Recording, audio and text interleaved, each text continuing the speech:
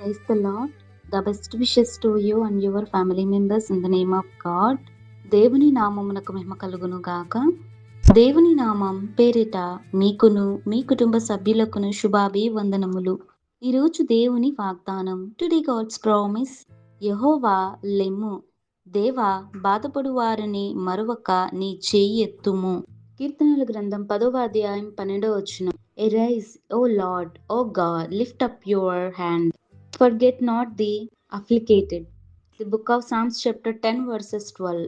క్రీస్తునందున్న ప్రియమైన సహోదరి సహోదరులారా, ఈ శ్రేష్టమైన ఉదయకాల సమయంలో దేవుడు నీతోనూ నాతోనూ మరి మనందరితో కూడా తెలియజేస్తున్న మాట. చూడండి, మనుషుల యొక్క జీవితాలలో బాధలు ఉంటాయి, శ్రమలు ఉంటాయి, ఎన్నో సమస్యలు ఎదురవుతూ ఉంటాయి. అయినప్పటికీ వాటిని బట్టి మనం ఓర్పును సహనమును కలిగి నడుచుకున్న వ్యక్తులంగా కూడా ఉండాలి. ఒక్కొక్కసారి వాటిని మనం సహించలేని స్థితిలో మనకై మనము బలహీనులమై కోపపడుతూ నిరాశ చెందుతూ ఉంటాం. కానీ మనము ప్రార్థించాలి దేవునికి. భక్తుడైన దావీదు కూడా దేవునికి ప్రార్థిస్తున్నాడు.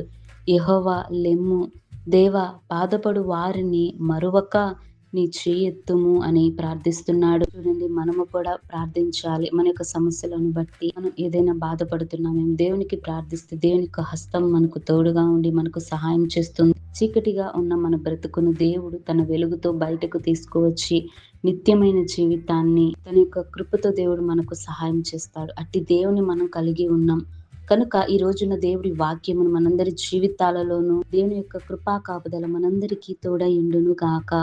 ప్రార్థన. మహోన్నతుడా, సర్వాధికారి, మా ప్రియ యేసయ్య, నీకెన్నో వందనాలు ప్రభా. ఎవరైతే దుఃఖపడుతూ బాధపడుతూ ఉన్నారో తండ్రి, వారి తట్టు నీవు తిరిగి ప్రభా వారిని మర్చిపోకుండా ప్రభా నీ జ్ఞానంతో వారిని నీ కృపతో భద్రపరచండి. వారికి ఏది సహాయమో ప్రభా, ఏది తక్కువగా ఉన్నదో బాధపడుతున్న ప్రతి ఒక్క బిడ్డకి నీవు ఆనందాన్ని, సంతోష సమాధానాన్ని కలుగు చేయండి. నీ కృపా కాపుదల వారందరి మీద నీ యొక్క హస్తము నుంచమని నజరేయుడైన యేసుక్రీస్తు నామమున ప్రార్థిస్తున్నాను తండ్రి. ఆమేన్.